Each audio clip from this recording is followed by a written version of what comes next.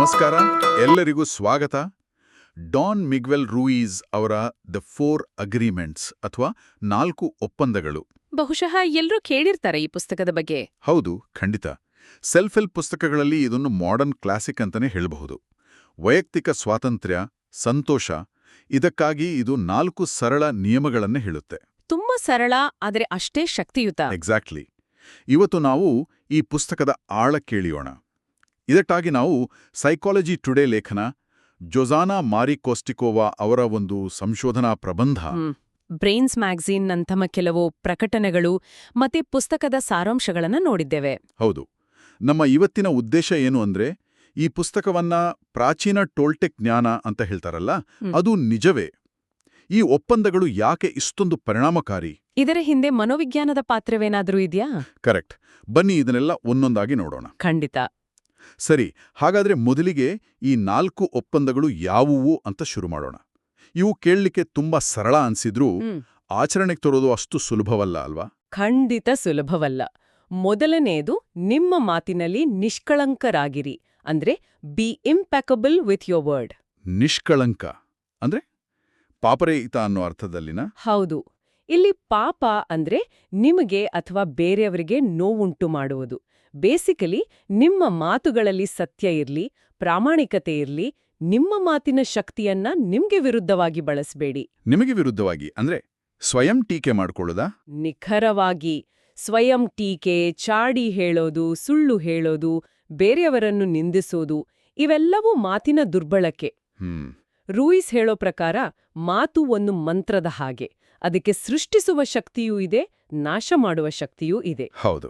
ಒಂದು ಸಣ್ಣ ಕೆಟ್ಟ ಮಾತು ಒಬ್ಬರ ಜೀವನದಲ್ಲಿ ವಿಷಬೀಜ ಬಿತ್ತಬಹುದು. ಹೌದು. ಹಾಗೆಯೇ ಒಂದು ಒಳ್ಳೆಯ ಮಾತು ಇನ್ನೊಬ್ಬರಿಗೆ ಸ್ಫೂರ್ತಿ ನೀಡಬಹುದು. ಇದು ನಿಜ. ನಾವೇ ನಮಗೆ ಅತಿ ದೊಡ್ಡ ವಿಮರ್ಶಕರಾಗಿರ್ತೀವಿ. ಏನಾದ್ರೂ ಸಣ್ಣ ತಪ್ಪು ಮಾಡಿದ್ರು, ಛೇ ನಾನೊಬ್ಬ ದಡ್ಡ, ನನ್ನ ಕೈಲಿ ಏನೂ ಆಗಲ್ಲ ಅಂತ ನಮ್ಮೊಳಗೇನೆ ನಾವು ಮಾತಾಡ್ಕೋತೀವಿ. ಹೌದು, ಆ ಇಂಟರ್ನಲ್ ಡೈಲಾಗ್. ಅದರ ಬದಲು, ಸರಿ, ಒಂದು ತಪ್ಪಾಯ್ತು, ಇದರಿಂದ ಏನ್ ಕಲಿಬಹುದು ಅಂತ ಯೋಚಿಸಿದ್ರೆ ನಮ್ಮ ಮನಸ್ಥಿತಿಯೇ ಬದಲಾಗತ್ತೆ ಅಲ್ವಾ? ಖಂಡಿತ. ಈಗ ಎರಡನೇ ಒಪ್ಪಂದಕ್ಕೆ ಬರೋಣ. ಯಾವುದನ್ನು ವೈಯಕ್ತಿಕವಾಗಿ ತೆಗೆದುಕೊಳ್ಳಬೇಡಿ. ಅಂದ್ರೆ don't take anything personally.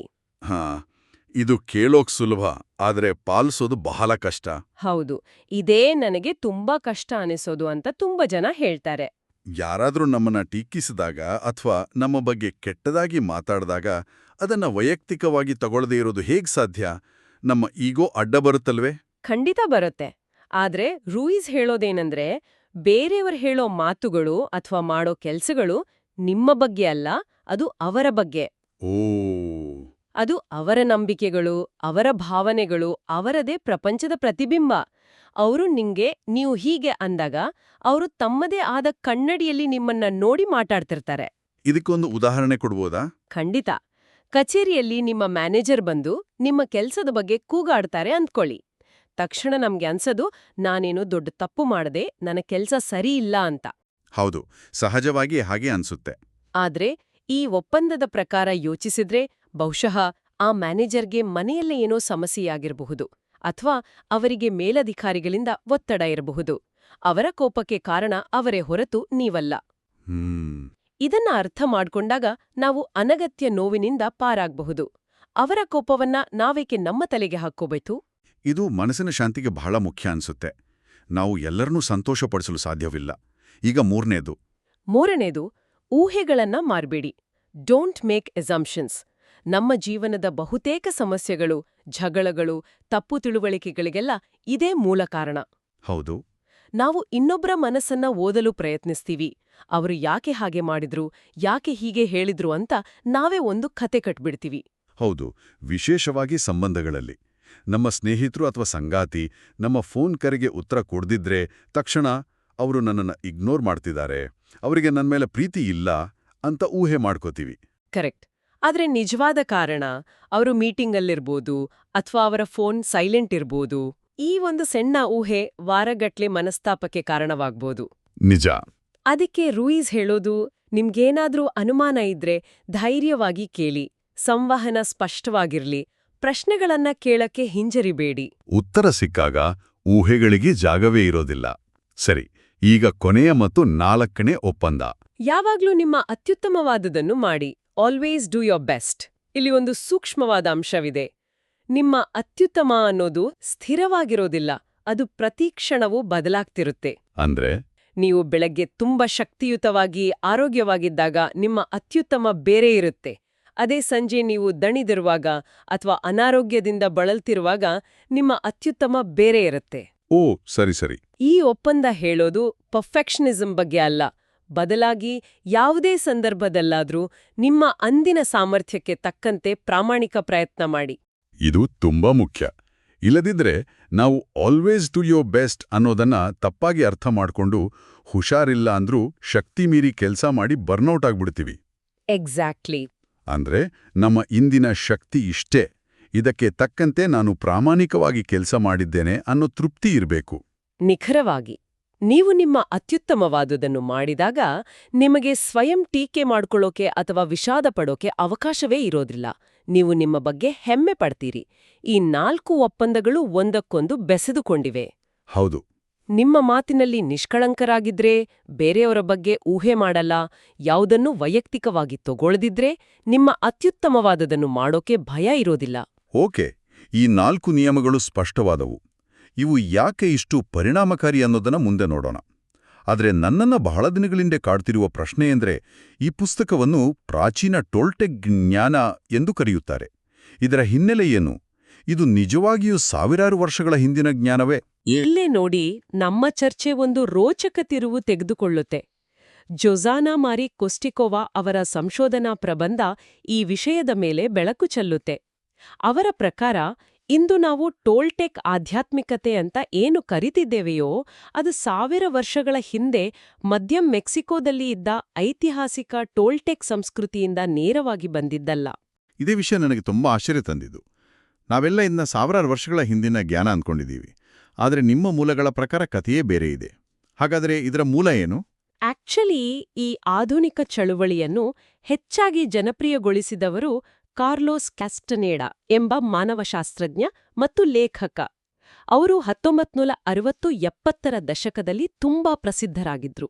O, Carlos ಕಾಸ್ಟನೇಡಾ. ಹೌದು. ಅವರು ತಮ್ಮ ಪುಸ್ತಕಗಳಲ್ಲಿ ಟೋಲ್ಟೆಕ್ ಎಂಬ ಪದವನ್ನು ಅದರ ಐತಿಹಾಸಿಕ ಅರ್ಥದಲ್ಲಿ, ಅಂದ್ರೆ ಒಂದು ಜನಾಂಗ ಅಥವಾ ಸಂಸ್ಕೃತಿ ಅನ್ನೋ ಅರ್ಥದಲ್ಲಿ ಬಳಸಿಲ್ಲ. ಹಾಗಾದ್ರೆ ಯಾವ ಅರ್ಥದಲ್ಲಿ ಬಳಸಿದ್ರು? ಅವರು ಟೋಲ್ಟೆಕ್ ಪದವನ್ನು ಜ್ಞಾನಿ, ಮಾಂತ್ರಿಕ ಅಥವಾ ದಾರ್ಶನಿಕ ಅನ್ನೋ ಅರ್ಥದಲ್ಲಿ ಮರು ವ್ಯಾಖ್ಯಾನಿಸಿದ್ರು. ಅವರ ಪ್ರಕಾರ ಟೋಲ್ಟೆಕ್ ಅನ್ನೋದು ಒಂದು ಆಧ್ಯಾತ್ಮಿಕ ಮಾರ್ಗ, ಒಂದು ಜ್ಞಾನದ ಪರಂಪರೆ. ಮಿಗ್ವೆಲ್ ರೂಯಿಸ್ ಅವರು ಕ್ಯಾಸ್ಟನೆಡಾ ಅವರ ಈ ವ್ಯಾಖ್ಯಾನದಿಂದ ಬಹಳವಾಗಿ ಪ್ರೇರಿತರಾಗಿದ್ದಾರೆ. ಅಂದ್ರೆ ಇದು ಪ್ರಾಚೀನ ಇತಿಹಾಸಕ್ಕಿಂತ ಹೆಚ್ಚಾಗಿ ಇತ್ತೀಚಿನ ದಶಕಗಳಲ್ಲಿ ಮರುರೂಪಿಸಲ್ಪಟ್ಟ ಒಂದು ಆಧ್ಯಾತ್ಮಿಕ ಚಳುವಳಿ ಅನ್ನಬಹುದೇ? ಹೌದು, ಬಹುತೇಕ ಹಾಗೆ. ಕೊಸ್ಟಿಕೋವಾ ಅವರ ಸಂಶೋಧನೆ ಹೇಳೋದೇನಂದ್ರೆ, ಕ್ಯಾಸ್ಟನೆಡಾ ಐತಿಹಾಸಿಕ ಸತ್ಯಗಳನ್ನು ನಿರೂಪಿಸೋದಕ್ಕಿಂತ ಒಂದು ಸ್ಪಿರಿಚುವಲ್ ನ್ಯಾರೇಟಿವ್ ರಚಿಸಲು ಹೆಚ್ಚು ಆಸಕ್ತಿ ಹೊಂದಿದ್ರು. ಅವರ ಪುಸ್ತಕಗಳಲ್ಲಿ ಬರುವ ಡಾನ್ ಜುವಾನ್ ಎಂಬ ಪಾತ್ರ ವಿಶ್ವವಿದ್ಯಾಲಯದ ಪಾಂಡಿತ್ಯವನ್ನ ಶುದ್ಧ ಅಸಂಬದ್ಧ ಅಂತೆ ತಳ್ಳಿಹಾಕುತ್ತೆ. ರೂಯಿಸ್ ಕೂಡ ಟೋಲ್ಟೆಕ್ ಪದಕ್ಕೆ ಇದೇ ರೀತಿಯ ಒಂದು ಪೌರಾಣಿಕ, ಐತಿಹಾಸಿಕ ಚೌಕಟ್ಟನ್ನು ಮೀರಿದ ಚಿತ್ರಣವನ್ನ ನೀಡಿದ್ದಾರೆ. ಇದು ನಿಜವಾಡಲೂ ಕುತೂಹಲಕಾರಿ. ಇದರರ್ಥ ಈ ಜ್ಞಾನದ ಮೌಲ್ಯ ಕಡಿಮೆ ಅಂತಲ್ಲ, ಆದ್ರೆ ಅದರ ಮೂಲದ ಬಗ್ಗೆ ನಮಗೆ ಸ್ಪಷ್ಟತೆ ಸಿಕ್ಕಂತಾಯ್ತು. ಖಂಡಿತ. ಹಾಗಾದ್ರೆ ಈ ಒಪ್ಪಂದಗಳ ಶಕ್ತಿ ಪ್ರಾಚೀನ ಮಂತ್ರಗಳಲ್ಲಿದ್ರೆ ಮತ್ತೇನರಲ್ಲಿದೆ? ಅವು ಯಾಕೆ ಅಷ್ಟೊಂದು ಪರಿಣಾಮಕಾರಿ? ನನಗನ್ಸಿದ್ದು ಪ್ರಕಾರ ಸೈಕಾಲಜಿ ಟುಡೇ ಲೇಖನದಲ್ಲಿ ಇದಕ್ಕೆ ಉತ್ತರ ಸಿಕ್ಕಾಗಿದೆ. ಖಂಡಿತ. ಆ ಲೇಖನದ ಲೇಖಕರಾದ ಜಾನ್ ಎ ಜಾನ್ಸನ್ ಹೇಳೋ ಹಾಗೆ, ಈ ಪುಸ್ತಕದ ಹಲವಾರು ವಿಚಾರಗಳು ಆಧುನಿಕ ಮನೋವಿಜ್ಞಾನದ ಪರಿಕಲ್ಪನೆಗಳಿಗೆ ಆಶ್ಚರ್ಯಕರ ರೀತಿಯಲ್ಲಿ ಹತ್ತಿರವಾಗಿವೆ. ಓ, ಅದ್ಭುತ! ಅಂದ್ರೆ ರೂಯಿಸ್ ಅವರು ಆಧ್ಯಾತ್ಮಿಕ ಭಾಷೆಯಲ್ಲಿ ಹೇಳ್ತಿರೋದು ಮನೋವಿಜ್ಞಾನಿಗಳು ಕ್ಲಿನಿಕಲ್ ಭಾಷೆಯಲ್ಲಿ ಹೇಳೋ ವಿಷಯವೇ? ಬಹಳಷ್ಟು ಮಟ್ಟಿಗೆ ಹೌದು. ಇದು ಈ ಪುಸ್ತಕಕ್ಕೆ ಒಂದು ದೊಡ್ಡ ಮಟ್ಟದ ಕ್ರೆಡಿಬಿಲಿಟಿ ಕೊಡುತ್ತೆ. ಹೌದಲ್ವೇ? ಖಂಡಿತವಾಗಿಯೂ. ಉದಾಹರಣೆಗೆ, ರೂಯಿಸ್ ಅವರ ಒಂದು ಪ್ರಮುಖ ವಾದವೆಂದರೆ, ನಾವು ಬಾಲ್ಯದಲ್ಲಿ ಪಳಗಿಸಲ್ಪಡುತ್ತೇವೆ, ಅಂದ್ರೆ ಡೊಮೆಸ್ಟಿಕೇಟೆಡ್ ಆಗ್ತೀವಿ. ನಮ್ಮ ಪೋಷಕರು ಮತ್ತು ಸಮಾಜ ನಮಗೆ ಮೌಲ್ಯದ ಷರತ್ತುಗಳನ್ನು, ಅಂದ್ರೆ ಕಂಡೀಷನ್ಸ್ ಆಫ್ ವರ್ತ್, ಕಲಿಸ್ತಾರೆ. ಒಂದ್ ನಿಮಿಷ, ಮೌಲ್ಯದ ಷರತ್ತುಗಳು ಅಂದ್ರೆ ನೀನು ಪರೀಕ್ಷೆಯಲ್ಲಿ ಫಸ್ಟ್ ಬಂದರೆ ಮಾತ್ರ ನಾನು ನಿನ್ನನ್ನು ಮೆಚ್ಚೋದು, ಅಥವಾ ನೀನು ಅಳಬಾರ್ದು ಗಟ್ಟಿಯಾಗಿರಬೇಕು ಈ ಥರದ ಮಾತುಗಳೇ. ನಿಖರವಾಗಿಯೂ. ನಮ್ಮ ಅರಿವಿಲ್ಲದೆಯೇ ನಾವು ನಮ್ಮ ಮಕ್ಕಳ ಮೇಲೆ ಮತ್ತು ನಮ್ಮ ಮೇಲೆಯೇ ಇಂಥ ಷರತ್ತುಗಳನ್ನ ಹಾಕಿಕೊಳ್ಳುತ್ತಿರ್ತೀವಿ. ಹೌದು, ಇದೇ ಕಾನ್ಸೆಪ್ಟನ್ನ ಪ್ರಖ್ಯಾತ ಮನೋವಿಜ್ಞಾನಿ ಕಾರ್ಲ್ ರಾಜರ್ಸ್ ತಮ್ಮ ಸಿದ್ಧಾಂತದಲ್ಲಿ ಹೇಳಿದ್ದಾರೆ. ರೂಯಿಸ್ ಹೇಳೋ ಪ್ರಕಾರ ಈ ಷರತ್ತುಗಳು ನಮ್ಮ ಮನಸ್ಸಿನಲ್ಲಿ ಆಳವಾಗಿ ಬೇರೂರಿ ನಮ್ಮ ಜೀವನದ ದಿಕ್ಕನ್ನೇ ನಿರ್ಧರಿಸುವ ಒಂದು ರೀತಿಯ ಜೀವನದ ಚಿತ್ರಕಥೆ ಅಥವಾ ಲೈಫ್ ಸ್ಕ್ರಿಪ್ಟ್ ಆಗಿ ಬದಲಾಗುತ್ತೆ. ವಾವ್! ಇದೇ ಪರಿಕಲ್ಪನೆ ಎಲಿಕ್ ಬರ್ನ್ ಅವರ ಟ್ರಾನ್ಸಾಕ್ಷನಲ್ ಅನಾಲಿಸಿಸ್ ಸಿದ್ಧಾಂತದಲ್ಲಿದೆ. ಹಾಗಾದ್ರೆ ಇದು ಕೇವಲ ಆಧ್ಯಾತ್ಮಿಕ ಬೋಧನೆ ಅಲ್ಲ, ಬದಲಿಗೆ ಮನೋವೈಜ್ಞಾನಿಕವಾಗಿ ದೃಢವಾದ ತತ್ವಗಳನ್ನು ಆಧರಿಸಿದೆ. ಎಲ್ಲಕ್ಕಿಂತ ಮುಖ್ಯವಾಗಿ ನಮ್ಮನ್ನ ಸೀಮಿತಗೊಳಿಸುವ ನಕಾರಾತ್ಮಕ ಮತ್ತು ಅವೈಚಾರಿಕ ಆಲೋಚನೆಗಳನ್ನ ಮೊದಲು ಗುರುತಿಸಿ ನಂತರ ಅವುಗಳನ್ನ ಆರೋಗ್ಯಕರ ಆಲೋಚನೆಗಳೊಂದಿಗೆ ಬದಲಾಯಿಸುವುದೇ ವೈಯಕ್ತಿಕ ಸ್ವಾತಂತ್ರ್ಯದ ಕೀಲಿ. ಇದು ಸಿಬಿಟಿ ಅಲ್ವಾ? Cognitive behavioural therapy. ಎಕ್ಸಾಕ್ಟ್ಲಿ. ಇದು ಆಲ್ಬರ್ಟ್ ಎಲ್ಲಿಸ್ ಮತ್ತು ಆರನ್ ಬೆಕ್ ಅವರ ಸಿಬಿಟಿಯ ಮೂಲ ತತ್ವವಾಗಿದೆ. ಹಾಗಾದರೆ ಈ 4 ಒಪ್ಪಂದಗಳು ಸಿಬಿಟಿಯ ಸರಳ ಪ್ರಾಯೋಗಿಕ ರೂಪಗಳಂತೆ ಇವೆ. ಇದೊಂದು ರೀತಿಯಲ್ಲಿ do it your self CBT kit ಇದ್ದ ಹಾಗೆ. ಹೌದು, ನೀವು ಹೇಳಿದ್ದು ಸರಿ.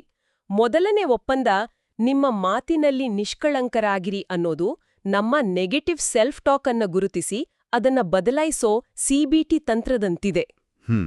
ಮೂರನೇ ಒಪ್ಪಂದ ಊಹೆಗಳನ್ನ ಮಾಡಬೇಡಿ ಅನ್ನೋದು ಆರನ್ ಬೆಕ್ ಅವರು ಮೈಂಡ್ ರೀಡಿಂಗ್ ಅಂತ ಕರೆದ ಒಂದು ಕಾಗ್ನಿಟಿವ್ ಡಿಸ್ಟೋರ್ಷನ್ ಅಥವಾ ಅವೈಚಾರಿಕ ಚಿಂತನೆಗೆ ನೇರ ಪರಿಹಾರ. ಅಂದ್ರೆ ಬೇರೆಯವರ ಮನಸ್ಸನ್ನ ಓದಲು ಹೋಗಿ ನಮ್ಮದೇ ಕಥೆ ಸೃಷ್ಟಿಸಿಕೊಳ್ಳೋದು. ಹೌದು, ಅದನ್ನೇ ಈ ಒಪ್ಪಂದ ತಡೆಯುತ್ತೆ. ಇದು ಈ ಪುಸ್ತಕಕ್ಕೆ ಒಂದು ಸಂಪೂರ್ಣ ಹೊಸ ಆಯಾಮವನ್ನೇ ನೀಡುತ್ತೆ. ಆಕ್ಚುಲಿ ಕಥೆ ಇಲ್ಲಿಗೆ ಮುಗಿದಿಲ್ಲ. 4 ಒಪ್ಪಂದಗಳ ಜೊತೆಗೆ 5ನೇ ಒಪ್ಪಂದವೂ ಇದೆ ಅಂತ ನಮ್ಮ ಮೂಲಗಳು ಹೇಳುತ್ತವೆ. ಹೌದು, ರೂಯಿಸ್ ಅವರ ಮಗ ಡಾನ್ ಜೋಸ್ ರೂಯಿಸ್ ಜೊತೆ ಬರೆದ ಮುನ್ನಿನ ಪುಸ್ತಕದಲ್ಲಿ ಅದನ್ನ ಪರಿಚಯಿಸಲಾಗಿದೆ. 5ನೇ ಒಪ್ಪಂದ: ಸಂಶಯದಿಂದಿರಿ, ಆದರೆ ಕೇಳುವುದನ್ನು ಕಲಿಯಿರಿ. ಅಂದ್ರೆ be sceptical but learn to listen. ಇದು ಇಂದಿನ ಮಾಹಿತಿ ಯುಗಕ್ಕೆ, ಫೇಕ್ ನ್ಯೂಸ್ ಕಾಲಕ್ಕೆ ಬಹಳ ರೆಲೆವೆಂಟ್ ಅನ್ಸುತ್ತೆ. ಖಂಡಿತ.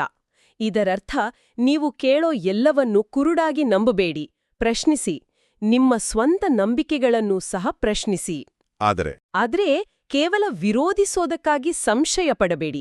ತೆರೆದ ಮನಸ್ಸಿನಿಂದ ಇನ್ನೊಬ್ಬರ ಮಾತಿನ ಹಿಂದಿರೋ ಉದ್ದೇಶವನ್ನ, ಆಳವಾದ ಸಂದೇಶವನ್ನ ಆಲಿಸಲು ಕಲೀರಿ. ಸತ್ಯಕ್ಕೆ ಹಲವು ಮುಖಗಳಿರ್ತವೆ. ಓ, ಇದು ತುಂಬಾ ಆಳವಾದ ಮಾತು. ಒಬ್ಬರ ದೃಷ್ಟಿಕೋನವನ್ನ ಅರ್ಥ ಮಾಡಿಕೊಳ್ಳಲು ಪ್ರಯತ್ನಿಸೋದ್ರಿಂದ ನಮ್ಮ ಜ್ಞಾನ ವಿಸ್ತಾರವಾಗತ್ತೆ. ಈ ಒಪ್ಪಂದಗಳನ್ನ ನಮ್ಮ ವೈಯಕ್ತಿಕ ಜೀವನದಲ್ಲಿ ಹೇಗೆ ಬಳಸಬಹುದು ಅಂತ ನೋಡಿದೆವು. ವೃತ್ತಿಪರ ಜೀವನದಲ್ಲಿ ಅಂದ್ರೆ ಆಫೀಸ್ನಲ್ಲಿ ಇವು ಹೇಗೆ ಸಹಕಾರಿ? ಬ್ರೈನ್ಸ್ ಮ್ಯಾಗಝೀನ್ ಲೇಖನ ಇದನ್ನೇ ವಿವರಿಸುತ್ತೆ. ಒಂದು ತಂಡದಲ್ಲಿ ಎಲ್ಲರೂ ತಮ್ಮ ಮಾತಿನಲ್ಲಿ ನಿಷ್ಕಳಂಕರಾಗಿದ್ರೆ ಅಲ್ಲಿ ಪಾರದರ್ಶಕತೆ ಮತ್ತು ವಿಶ್ವಾಸ ಹೆಚ್ಚುತ್ತೆ. ಯಾರೋ ಯಾವುದನ್ನೂ ವೈಯಕ್ತಿಕವಾಗಿ ತೆಗೆದುಕೊಳ್ಳದಿದ್ರೆ ಕನ್ಸ್ಟ್ರಕ್ಟಿವ್ ಫೀಡ್ಬ್ಯಾಕ್ ಸ್ವೀಕರಿಸೋದು ಸುಲಭವಾಗುತ್ತೆ ಮತ್ತು ಇಮೋಷನಲ್ ರೆಸಿಲಿಯನ್ಸ್ ಬೆಳೆಯುತ್ತೆ. ನಿಜ. ಊಹೆಗಳನ್ನ ಮಾಡೋದನ್ನ ಬಿಟ್ಟು ಸ್ಪಷ್ಟವಾಗಿ ಕಮ್ಯುನಿಕೇಟ್ ಮಾಡಿದ್ರೆ ಸೊಲಾಬರೇಷನ್ ಸುಧಾರಿಸುತ್ತೆ ಮತ್ತು ಪ್ರತಿಯೊಬ್ಬರೂ ತಮ್ಮ ಅತ್ಯುತ್ತಮವಾದುದನ್ನ ಮಾಡಿದ್ರೆ ಅದು ಒಂದು ಹೈ ಪರ್ಫಾರ್ಮೆನ್ಸ್ ವಾತಾವರಣವನ್ನೇ ನಿರ್ಮಿಸುತ್ತೆ. ಹಾಗಂದ್ರೆ ಇಂದಿನ ನಮ್ಮ ಈ ಚರ್ಚೆಯ ಸಾರಾಂಶವನ್ನ ಹೀಗೆ ಹೇಳ್ಬೋದು: ದಿ 4 ಅಗ್ರಿಮೆಂಟ್ಸ್ ವೈಯಕ್ತಿಕ ಬೆಳವಣಿಗೆಗೆ 4 ಸರಳ ಆದರೆ ಅತ್ಯಂತ ಶಕ್ತಿಯುತವಾದ ನಿಯಮಗಳನ್ನ ನೀಡುತ್ತೆ. ಇವುಗಳು ಪ್ರಾಚೀನ ಟೋಲ್ಟೆಕ್ ಸಂಸ್ಕೃತಿಯಿಂದ ಬಂದ ಐತಿಹಾಸಿಕ ಸತ್ಯಗಳಲ್ಲದಿದ್ರೂ ಆಧುನಿಕ ಆಧ್ಯಾತ್ಮಿಕ ಚಿಂತನೆ ಮತ್ತು ಮನೋವಿಜ್ಞಾನದ ಪ್ರಮುಖ ತತ್ವಗಳೊಂದಿಗೆ ಆಳವಾದ ಸಂಬಂಧವನ್ನ ಹೊಂದಿವೆ. ಹೌದು, ಅದೇ ಇದರ ಶಕ್ತಿ. ಈ ಒಪ್ಪಂದಗಳನ್ನ ನಮ್ಮ ಜೀವನದಲ್ಲಿ ಅಳವಡಿಸಿಕೊಳ್ಳೋದು ಒಂದೇ ದಿನದಲ್ಲಿ ಆಗೋ ಕೆಲಸವಲ್ಲ. ಇದು ನಿರಂತರ ಅಭ್ಯಾಸ ಮತ್ತು ಪುನರಾವರ್ತನೆಯಿಂದ ಮಾತ್ರ ಸಾಧ್ಯ. ಇದು ನಮ್ಮ ಮನಸ್ಸಿನ ಹಳೆ ಪ್ರೋಗ್ರಾಮಿಂಗ್ ಅನ್ನು ಅಳಿಸಿ ಹೊಸದಾಗಿ ರೀಪ್ರೋಗ್ರಾಮ್ ಮಾಡಿದ ಹಾಗೆ. ಅಥವಾ ನಮ್ಮ ಮೆದುಳಿನ ಹಾರ್ಡ್ ಡ್ರೈವ್ ಅನ್ನು ಡಿಫ್ರಾಗ್ ಮಾಡಿದ ಹಾಗೆ. ಖಂಡಿತ. ಇದು ಒಂದು ನಿಧಾನ ಪ್ರಕ್ರಿಯೆ. ಪ್ರತಿದಿನ ಅಭ್ಯಾಸ ಮಾಡೋದ್ರಿಂದ ನಮ್ಮನ್ನ ಬಂಧಿಸಿಟ್ಟಿರೋ ಹಳೆಯ ಸೀಮಿತಗೊಳಿಸುವ ಒಪ್ಪಂದಗಳನ್ನ ಮುರಿದು ಹೊಸ ಸಶಕ್ತಗೊಳಿಸುವ ಒಪ್ಪಂದಗಳನ್ನ ನಾವು ನಿರ್ಮಿಸಬಹುದು. ಹೌದು. ಕೊನೆಯದಾಗಿ ಚಿಂತನೆಗೆ ಒಂದು ಪ್ರಶ್ನೆಯನ್ನ ಬಿಟ್ಟು ಹೋಗೋಣವೇ? ಖಂಡಿತ, ಹೇಳಿ. ಪುಸ್ತಕದ ಪ್ರಕಾರ ನಮ್ಮೆಲ್ಲರನ್ನೂ ಬಾಲ್ಯದಲ್ಲಿ ಪ್ರಾಣಿಗಳನ್ನು ಪಳಗಿಸಿದಂತೆ ಪಳಗಿಸಲಾಗುತ್ತದೆ, ಡೊಮೆಸ್ಟಿಕೇಟೆಡ್ ಮಾಡ್ತಾರೆ. ಶಿಕ್ಷೆ ಮತ್ತು ಪ್ರತಿಫಲದ ವ್ಯವಸ್ಥೆಯ ಮೂಲಕ ಸಮಾಜದ ನಿಯಮಗಳು, ನಮ್ಮ ನಂಬಿಕೆಗಳು, ನಮ್ಮ ಒಪ್ಪಂದಗಳು ರೂಪುಗೊಳ್ತವೆ. ಈ 4 ಒಪ್ಪಂದಗಳು ಆ ಪಳಗಿಸುವಿಕೆಯನ್ನು ಮುರಿಯುವ ಒಂದು ಮಾರ್ಗ. ಹಾಗಾದ್ರೆ ಆ ಪಳಗಿಸುವಿಕೆಯ ಪ್ರಕ್ರಿಯೆಯಲ್ಲಿ ನೀವು ಒಪ್ಪಿಕೊಂಡ ಯಾವ ನಂಬಿಕೆ ಅಥವಾ ಒಪ್ಪಂದ ಇಂದು ನಿಮಗೆ ಸಹಾಯಕವಾಗಿಲ್ಲ, ನಿಮ್ಮನ್ನು ಹಿಂದೆ ಕೆಳೆಯುತ್ತಿದೆ? ಮತ್ತು ಅದನ್ನು ಬದಲಿಸಲು ಈ 4 ಒಪ್ಪಂದಗಳಲ್ಲಿ ಯಾವುದು ನಿಮಗೆ ಹೆಚ್ಚು ಸಹಾಯ ಮಾಡಬಹುದು?